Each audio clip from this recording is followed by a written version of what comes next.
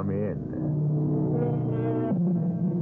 Welcome. I'm E.G. Marshall, opening the door to another tale of mystery and suspense, inviting you to open your ears and your mind to the world of terrifying imagination. You're about to be taken on an unusual museum tour. There won't be any Mona Lisas on this tour, no Greek vases or Roman statuary, because this establishment specializes in only one kind of exhibit. And that's why our story is called The Murder Museum. You may have been to a murder museum like the one in our story, a house of wax, where the most brutal crimes of the century are recreated in paraffin for the wide-eyed enjoyment of the public. But now you're going to have the unique opportunity of hearing one of the most shocking exhibits of all speak for itself. Oh, John, please believe me. He means nothing to me. I swear it. And that's why he was in your bedroom, Ada. Is that why? Please. Oh, think of our little boy. Look at Vincent. You're frightening him to death. Death. That's right, Ada. Death. That's what you deserve.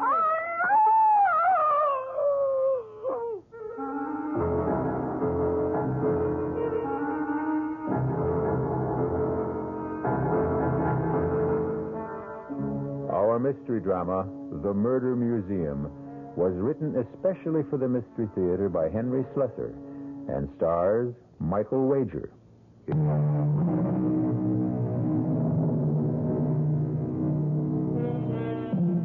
Our tale begins inside the Murder Museum itself, the home of Professor Raphael Gallinari's House of Horrors. There's a fair-sized crowd in the museum today. As usual, they listen in fascination to the words of their tour guide as he takes them from one bloody exhibit to another, recreating for them the terrible crimes which have immortalized these criminals and their victims. But there is one person in the crowd who seems reluctant to listen to his words, who hangs back and shields her pretty eyes from the sight of the wax images. Her name is Lisa Brandon. To this day, no man knows the true identity of the madman known as Jack the Ripper. But the theory persists that he may well have been a physician or at least a medical student, judging from the skill with which he wielded the instrument you see clutched in his hand as he attacked the terrified young woman. And that, ladies and gentlemen, concludes the tour of Professor Gallinari's Murder Museum. Thank you for your patronage, and please tell your friends about us. Sir, excuse me. Yes, miss? Could I ask you a question? Well, yes, of course. I was curious about the Raymond exhibit, but I see that you haven't opened it to the public. No, miss. The Raymond exhibit is still closed for repairs. Well, the truth is, it's the only reason I came to the Murder Museum. I wanted to see the Raymond. Oh, well, I'm sorry. The exhibit won't be open for another week at least. Now, if you'll excuse me, I'm going out for some coffee. But even if it isn't completely ready, I wonder if you'd mind showing it to me. Oh, I'm sorry, miss. I can't do that. Well, I came a long way to see it, all the way from San Francisco. It would be a terrible disappointment. Look, I'm willing to pay you. Now, please, put that money away, miss. Why is it so important for you to see the Raymond? You, any connection with the family? Well, yes, in a way. I knew Vincent Raymond. I met him when he lived in San Francisco. I see. Look, you said you were going out for coffee. Could I come with you? Well, sure. I just go to this little coffee shop down the street, but you're welcome to come along.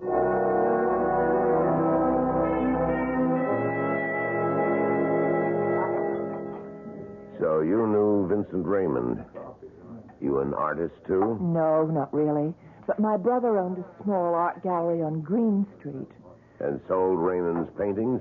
Well, actually, no.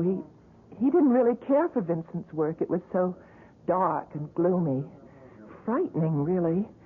But he felt sorry for him, and he loaned him some money, and sometimes he let him help out in the gallery. And that's how you met him? Yes, that's right. I came home from college, and I met Vincent. I didn't know anything about him. Meaning, about his parents? It took Vincent a long time before he was willing to talk to me about them.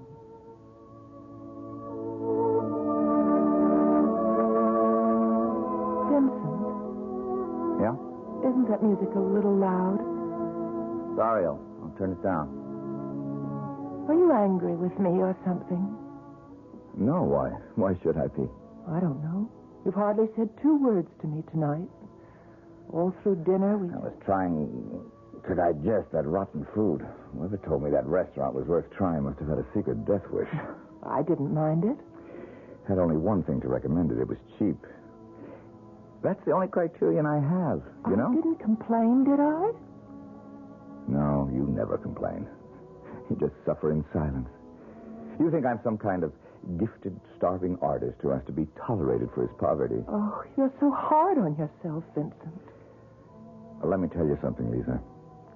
I'm starving, but I'm not an artist. Well, let's not talk about it tonight. Let's just relax. You know I can't paint. Your brother knows it. I fill all my canvases with memories of my own nightmares, only you cannot call them art. Vincent, why do you paint in such a gloomy style? I've never seen you paint with anything that had any color or lightness. All those blacks and grays and slashes of red. Oh, I know I'm no sort of expert, but can't you talk about your work with me? There's a reason for it, Lisa. There's a reason. Well, what? I told you, my nightmares, they're all visions in black and gray and slashes of red. Well, then if you won't talk about your paintings, why not tell me about your nightmares? You wouldn't enjoy hearing about them. Or rather, about it. It? I have only one nightmare. Just one. I have it virtually every night. Sometimes it follows me into the daylight. I can close my eyes, and there it is. For years, I've tried to destroy it by painting it. Not its details, just its colors. But the therapy hasn't worked. Please tell me about it. I've never told anyone before. But why not? I suppose I never met the person I wanted to confide in. Maybe now I have. But if I'm going to do that, this music has to stop. My mother's maiden name might mean nothing to you, but at one time, many years ago, it was famous among people who loved the theater. She was an actress. Her name was Ada Krim. Ada Krim. I think I do know that name, Vincent. She was born and raised in England. She was known as the beautiful Ada. She didn't have a very long acting career because she capped her success on the stage with an even more successful marriage. She became the bride of John Lloyd Raymond. Your father? Yes. My father. He was a wealthy man. My grandfather had left him heir to one of the largest glass manufacturing companies in the West. Mirrored glass was his specialty. It seemed very appropriate to have our house full of mirrors. Maybe that's how it all started, that problem. What problem? Well, you know the way mirrors are, Lisa. After a few years go by, they stop being kind. And when that happened to my mother, she had to do something about it. Something to prove that she was still the beautiful Ada. No matter what the mirrors were beginning to say. And what did she do, Vincent? She took lovers. Lovers are the best kind of mirrors for a bored rich woman. Were you the only child? Yeah. I was her only child. At first, I was a pampered little boy, one of her favorite playthings. Then she became bored with me, too. She stopped noticing that I was around. Maybe that's why she never made any attempts to hide her actions from me. She simply didn't know I was there. Vincent, you saw these men? I think I've said enough.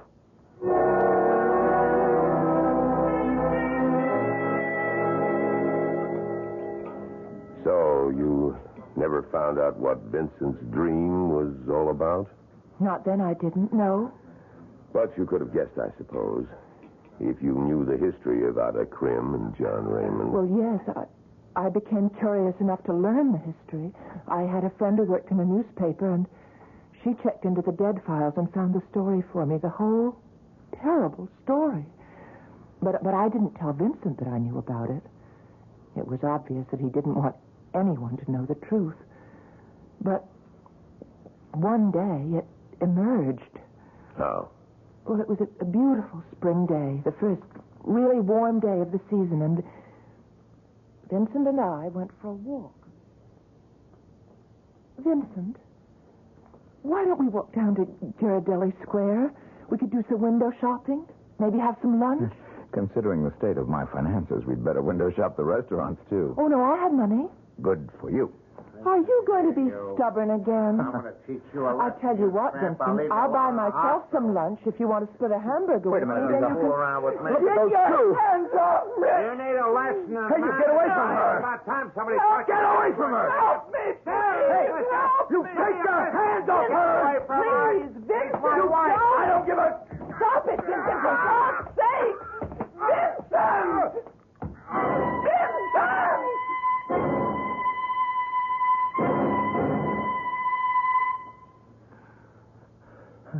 I'm sorry, Lisa. I'm sorry. I shouldn't have done that. I just went crazy. Why? What made you do it, Vincent? You could have killed that man. I couldn't stop myself when I saw what he was doing and what he was But going they to were do. man and wife. Yeah. Man and wife. So were my parents. Was that the reason? Was it because you saw your mother and father quarrel? Quarrel. You think that's all they did? Don't you know the truth yet? Yes, Vincent, I do know. I didn't want to tell you before, but I know that your father murdered your mother. And you know how he murdered her. My father came home early one night. A full day earlier than he was expected. He walked into my mother's bedroom, and that man was there. Might have killed him, too, but he was fast on his feet. We lived in a very old-fashioned house, Lisa. Quaint, old-fashioned Victorian manner. The kind that still had gas lamps on the wall. And fire axes. I used to hear my father joking to his friends about the fire axe on the wall. Vincent, don't talk about When he saw my mother, he ripped the axe off the wall, and he used it. Please. You read about it, Lisa, but I saw it. You what? I was 6 years old, terrified 6-year-old, who came to find out what all the noise was about. Oh, no. I saw the whole thing happen from the first stroke of the axe to the final blow. Oh. Now, you know what my nightmare is all about, all the blacks and grays and slashes of red. Oh, you poor man. All right. Now, I've told you the whole story, so maybe now you know why I can't see you again. What? Don't come near me again, do you hear me? Vincent. Don't come near me. Ever.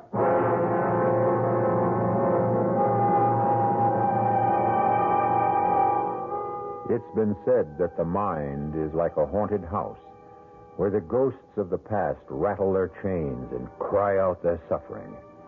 Of course, that's why we have our psychiatrists and psychoanalysts, and these days, even our exorcists. The house cleaners of the mind. But what will it take to free Vincent Raymond of his demons? Or can he ever be freed? We'll find out.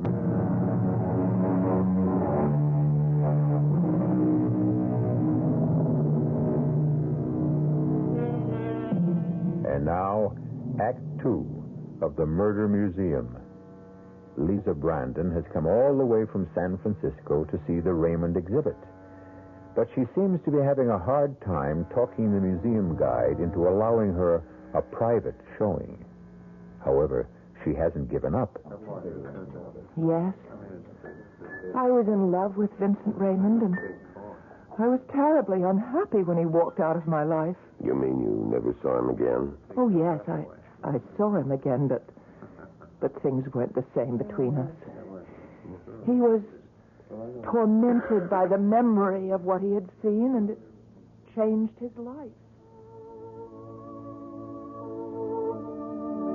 The dreams began in the orphanage. They began there and they never stopped. I woke up screaming in horror every time the dream came to me.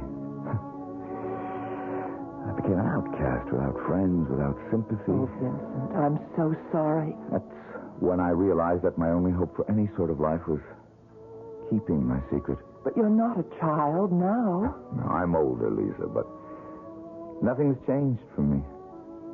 Oh, yeah. There's one thing that's changed. Well, what's that?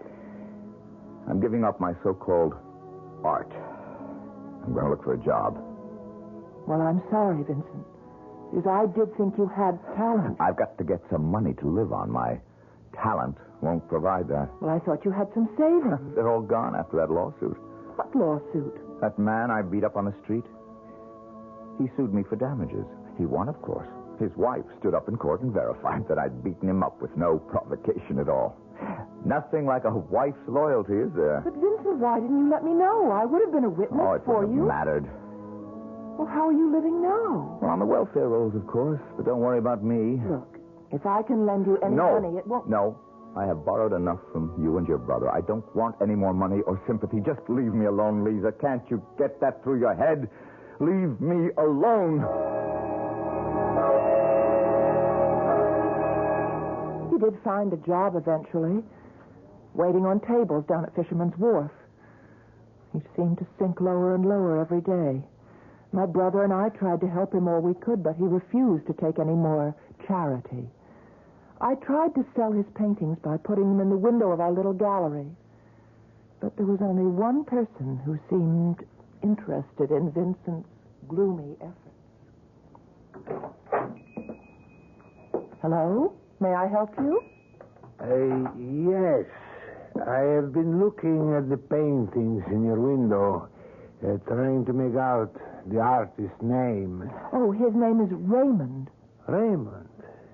Would that be Vincent Raymond, by any chance? Oh, yes, it is. Did you like the work? It's interesting. I'm an artist myself.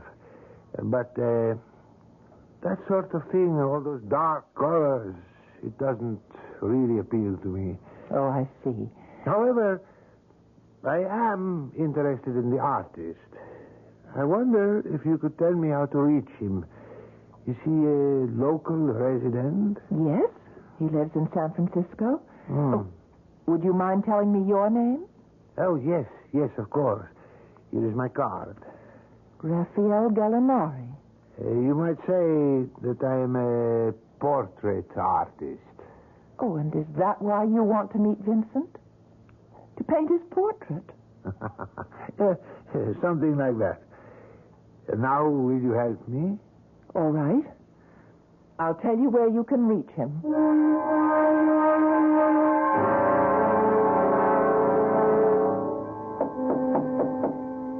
Who is it? Raphael Gallinari. Who? Please open the door, Mr. Raymond. What do you want? May I speak to you for a few moments, Mr. Raymond? I don't know you. I thought perhaps the young lady in the art gallery might have mentioned my name to you. What young lady? Oh, you mean Lisa? May I come in, please? It's about a rather important matter. Oh. All right, come in. What is it you want, Mr... What was that name again? Gallinari. Please, my card. What are you, some kind of bill collector? No, Mr. Raymond. As a matter of fact, I'm an artist, like yourself. Tough luck for you, Mr. Gallinari, if you're an artist like me. Take a look around. You see any canvases in this place? I understand that you are working at a restaurant these days. That's right. Listen, if it's my work you're interested in, they're all at the gallery. Let me be honest with you, Mr. Raymond. It isn't your work I care about. It's mine. Yours? That is correct. You see, I am a portrait artist, a sculptor, actually. So what? This is how we differ in our talents. Yours is dependent on the quality of imagination, while mine is devoted to verisimilitude.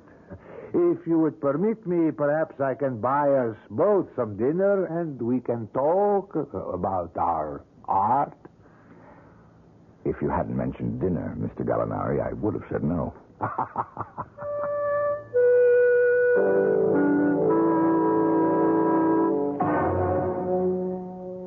know how it is with an artist. You know how we become obsessed sometimes, obsessed with a certain idea, a certain passion for a subject. No, Mr. Gallinari.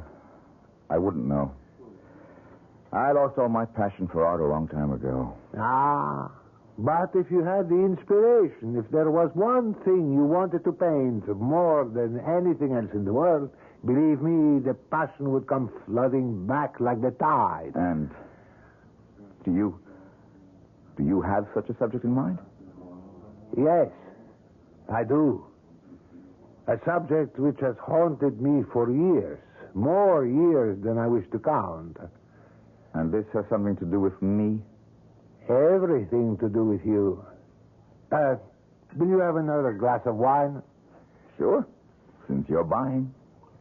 You see, Mr. Raymond, I am contemplating a certain work, a sculptural project, and one which would be impossible without you. How could that be?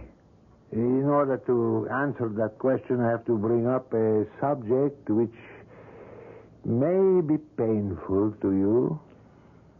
A lot of subjects are painful to me, Mr. Gallinari. This one, I think, has left the deepest wound. Wait a minute. Yes, Mr. Raymond. I mean your parents. How do you know who I am? Did Lisa tell you? Oh, no. No, I assure you, the young woman at the gallery said nothing at all to me about you. And how did you know? Damn it! Because I've made it my business to find you. Believe me, it's taken a very long time. The last address I had for you was in the Midwest. Then I ran across one of your paintings in a traveling exhibit, the Moorland exhibit. Yeah, that was the only show I've been in, and nothing sold. I found out that you were in San Francisco from the proprietors of the exhibit. Finally, I saw your work in a little gallery on Green Street. Your style is unmistakable. Rotten, but unmistakable.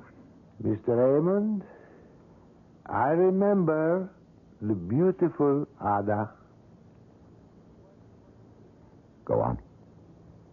I'm quite a few years older than you. I have a very clear memory of how your mother looked on the stage before her retirement.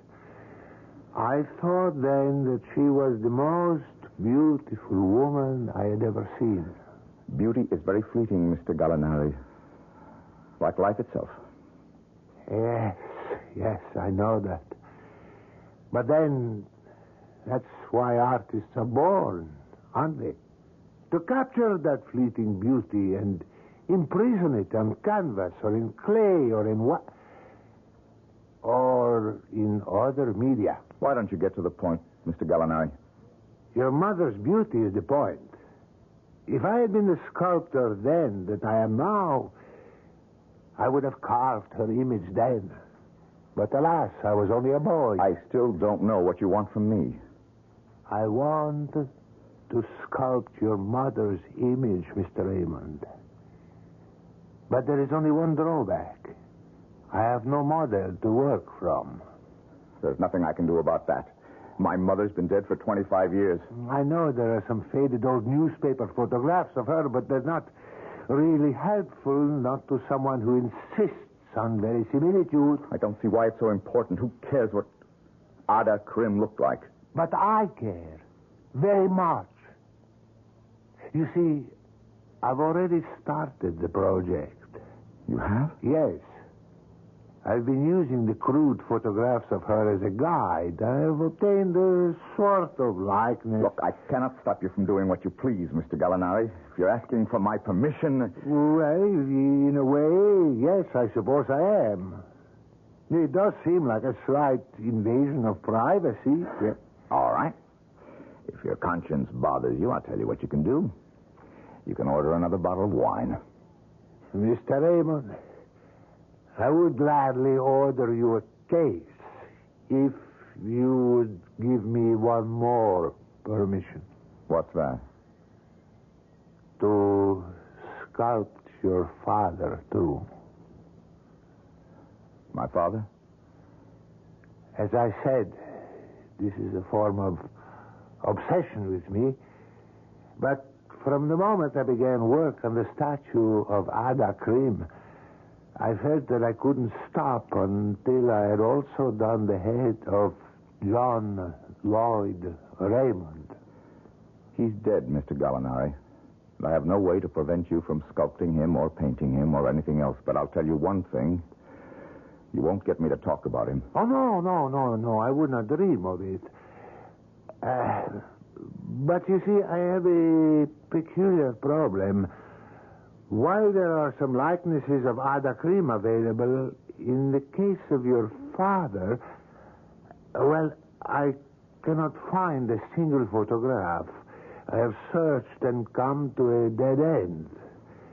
And what I was wondering, I know this is an imposition, if there is something in your possession... You think I have a picture of him?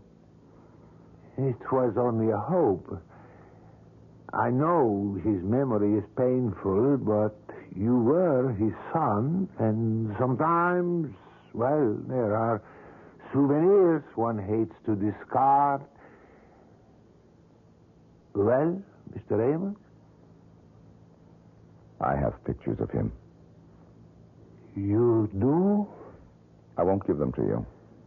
Please, don't be so hasty. I won't give them to you. But I'll sell them to you.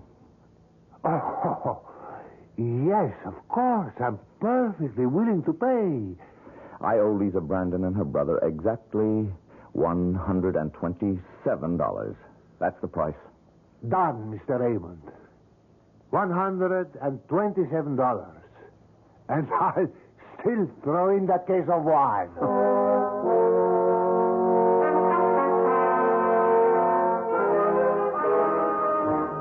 Vincent told me about Mr. Gallinari's visit when he paid me back the money that we'd loaned him. He didn't really care about those photographs he had. He was happy to have gotten rid of the debt. But there was only one thing wrong. I think you must know what I mean. Yes, I think I do. Raphael Gallinari didn't tell Vincent Raymond the whole truth. No, he didn't tell him the truth.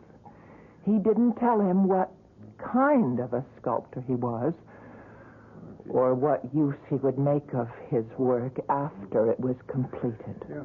And obviously he didn't tell him the medium he would use to carve the statues. No. He didn't tell him that the medium would be wax. And that the subject would be murder.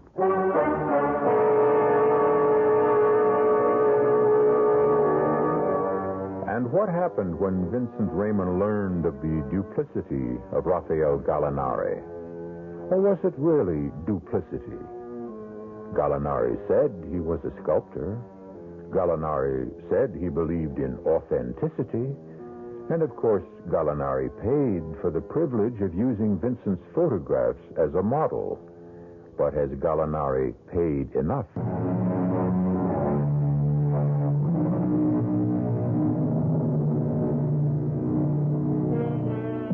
And now, here's Act 3 of The Murder Museum. For Vincent Raymond, all nights are the same. A dark passage into yesterday. A grim return trip to the past. But men must sleep, and sleepers must dream. So there's no escape for him. Ada! John, please believe me. Ada! He means nothing to me, I swear it. And that's why he was in your bedroom, Ada? Please. Is that why? Please, think of our little boy. Ada! Look at Vincent. You're frightening him to death. Death. That's right, Ada. Death. That's what you deserve. Oh, Ada, no. that's what you deserve.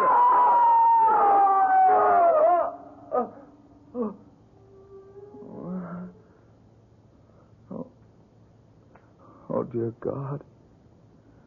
When will it stop? When will that dream stop? Who is it? It's me, Vincent. It's Lisa. Lisa? Oh, wait a minute. Hey, what is it? What are you doing here so early? I just couldn't wait. I've got wonderful news for you, Vincent. What about? Your painting, the large one in the window, it's been sold. Sold? You're joking. Who would buy it? Oh, please, let me come in. All right. Just let me get a robe on. It happened. First thing this morning, the gallery wasn't open more than 10 minutes, and this man walked in wearing a Homburg, Vincent. I didn't think people wore Homburgs anymore. He did. Well, who was he? What was his Well, name? he gave me a card. Oh, wait a minute. It's right here. I've got it in my purse. It wasn't someone named Gallinari, was it? What? Raphael Gallinari calls himself a sculptor? No. Oh, no, it wasn't him. It's, wait, his name is, here it is, Charles Mulholland. Does that mean anything? Mulholland? That's Mulholland Gallery in Chicago. High priced. Oh, no, I doubt if there's any connection. Well, anyway, he bought it, Vincent, without any quibble about the price, and in fact, he was surprised that it was so low. Miracles never cease, do they? Oh, Vincent, if he really is somebody, then maybe your work will start to be recognized. Oh, forget it, Lisa. There isn't any more work for me. Just waiting on tables. That's my art. And I'm getting better at it all the time. Well, anyway, here's your money. It's all in $50 bills. Wait now. That's the full $300. What about the gallery's commission? Oh, don't be technical, Vincent. You need the money more than we need the commission. No, sirree. You've got to accept 1/3 of it. All right. It wouldn't be fair otherwise. I knew you'd feel that way. I can't believe it. It's the first painting I've sold, Lisa. Do you realize that? I told you you had talent. That'll teach you to listen to me. You're right. I should always listen to you, Lisa. Oh, Listen, I've got an idea. Have you had breakfast yet? Well, I had coffee. Tell you what. I'm going to get dressed, and we'll go celebrate with champagne and eggs Benedict. And then we're going out tonight. I'm going to buy you the fanciest dinner in San Francisco. Well, Vincent, you can't spend all the money in one day. Why not? It's probably the first and last money I'll ever make for my paintings. Let's put it to good use.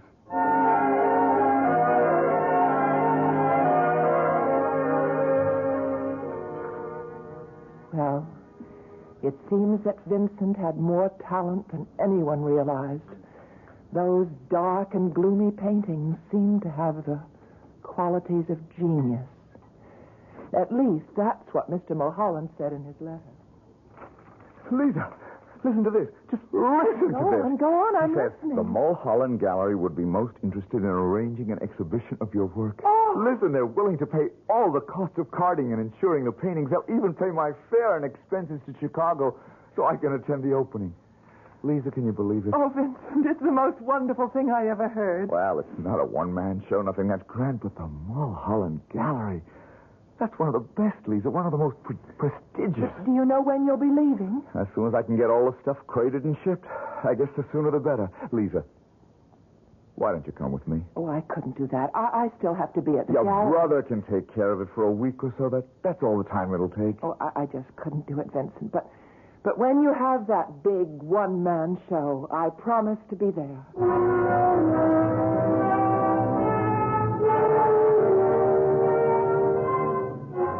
And that was when Vincent Raymond went to Chicago. Yes, that was his reason for going there. A very happy reason. Was the show a success? Oh, it was. The press reception to Vincent's work was very good, far better than the evaluation he received back home. I guess it's true what they say about a prophet being without honor in his own country. In this case, in his own state. There were 12 paintings in all the exhibit, and at least half of them were sold in the first week. And for the first time, Vincent was a happy man.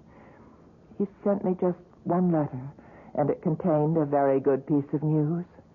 Perhaps even more important than the news of his artistic success. Dear Lisa, just a quick note to tell you that I'm well and spending money like a drunken sailor. I've bought 2 new suits. Yes, I said suits with matching pants and jacket, believe it or not. But more important, I'll tell you one other thing that seems to have happened to me. For the last 3 nights, I've slept without a dream. I think you must realize the importance of that, Lisa. 3 nights of dreamless sleep. The most precious 3 nights of my existence. But those dreamless nights didn't last very long. because the very next morning at breakfast in his hotel room, Vincent opened the local paper and saw a strangely familiar name. Gallinari. Gallinari? What's that all about? Announcing the opening of Gallinari's Murder Museum. Oh, no. That can't be the same man. The Murder Museum, world's most terrifying house of wax, vivid recreation scenes of crime, passion, and horror never before witnessed. Oh, it can't be the same man. It can't be. Where's that phone number? Oh.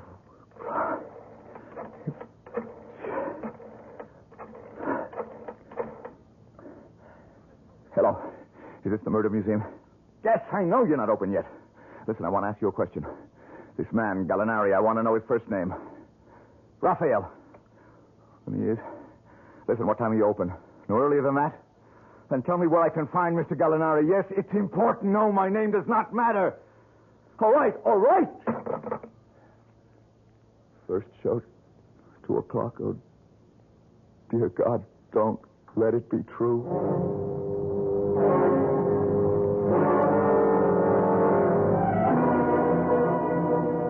And here, ladies and gentlemen, you see the notorious mass murderer of Huntersville, Nebraska, who not only dispatched his victims with poison, but then mutilated their bodies in the dreadful fashion you see before you. And now, if you'll step to the next exhibit, you will see the latest addition to Professor Gallinari's world-famous murder museum. For the first time in any house of wax, the horrifying axe murder of one of the most glamorous women ever to appear upon the American stage. It's true. They called her the beautiful Ada. And yes, Ada was beautiful as she was faithless. And one day, her wealthy manufacturer husband, John Lloyd Raymond, returned home from a business I've trip. got to ask you something. Excuse me, sir, but I'm still not through with this. Where is he?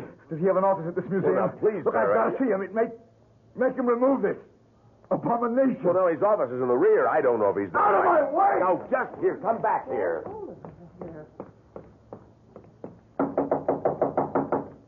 Who is it? Open up, Gallinari. Open the door. Yes, what is it? Let me in. I have to talk to you. I'm sorry, I'm quite busy at the moment, and Raymond? Is that you? Yes, Vincent Raymond. What are you doing in Chicago? The question is, what have you done?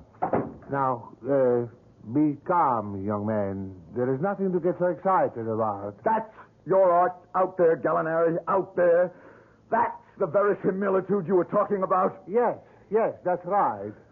I tried to be faithful to the original. I'm not ashamed. You liar, you thief! Now, come. I've stolen nothing. I've imitated life, but stolen nothing. Now, please, sit down. Calm yourself. Let me offer you a drink. You lied to me. You pretended to be something you weren't. You never told me you were going to create that horror out there. I told you only the truth. That I wish to do a sculpture of your mother and father. I only neglected to tell you the medium. Some artists work with clay and marble. I chose wax. Is that so wrong? You know it's wrong. You made a public spectacle out of it. And now you're going to do something about it. You're going to get rid of that thing out there. I am afraid that's impossible. The exhibit took months to create. They all do. The investment in time and money. I'll sue you. I will make you destroy it. Ah, Mr. Raymond, don't make unnecessary problems for yourself. Murder is in the public domain. There has to be some way to make you tear it down, and I will. I swear it. I won't let that thing stand.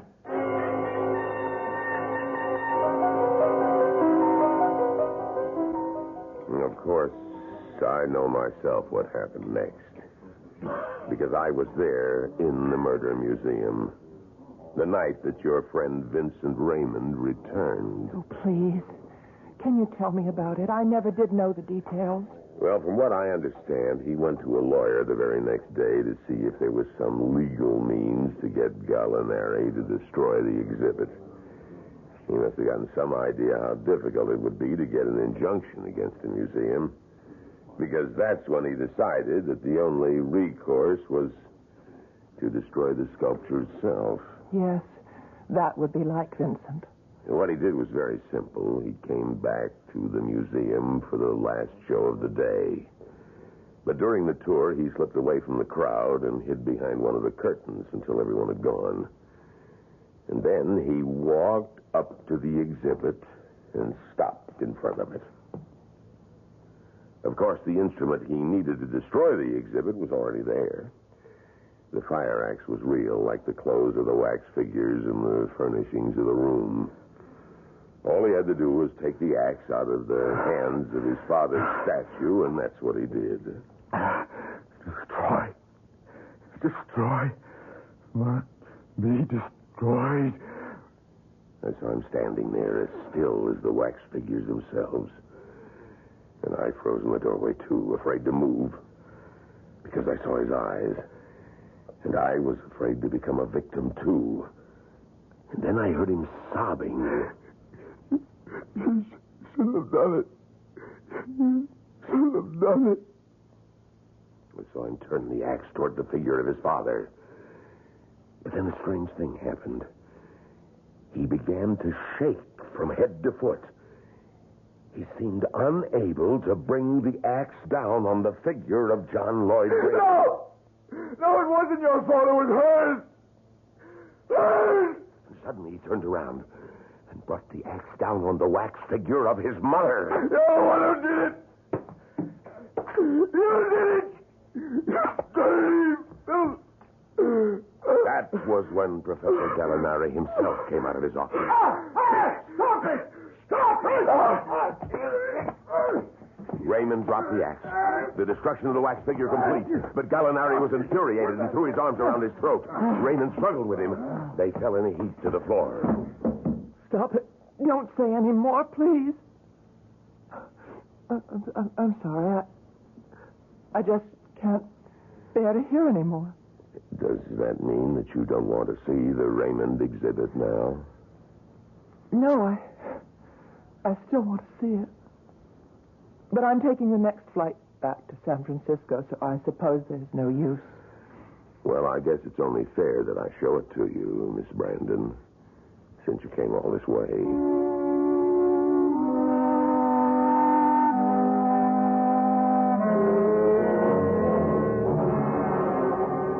We keep the curtain closed whenever we're fixing up an exhibit or preparing to show something new. This is really very kind of you. Oh, that's all right. I just hope that you don't find the exhibit too depressing. Is it a very good likeness? Yes, I think it's very good. But judge for yourself. As you can see, the figures are all ready, but the furnishings need some work still. Well, what do you think? It's horrible. Horrible. Oh, I'm sorry. I know I shouldn't say that. I did ask you to show it to me. Yes, I was afraid you'd feel that way, miss. Because the likeness is really very good. It was Gallinari's brother who did the statue of the professor. Naturally, he'd get that right. But that's Vincent, too. Yes. Just like him. It's a very good likeness of Vincent Raymond. That's just how he looked when he strangled the life out of Professor Gallinari. Right here in the Murder Museum.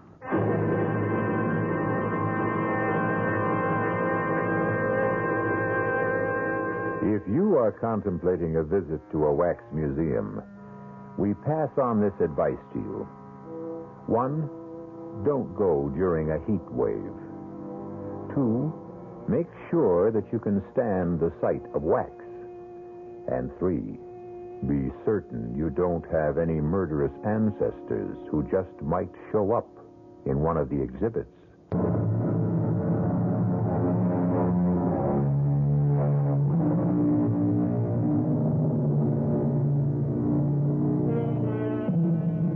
We hope you enjoyed tonight's tour through the Murder Museum. We hope that you'll always come back through the creaking door of the Radio Mystery Theater. because it's the one place you can enter where your imagination provides the real thrills. Tonight, we tried to aid that imagination with the voices of Michael Wager, Marion Seldes, Robert Dryden, and Leon Janney. The entire production was under the direction of Hyman Brown. This is E.G. Marshall inviting you to return to our Mystery Theater for another adventure in the macabre. Until next time, pleasant dreams.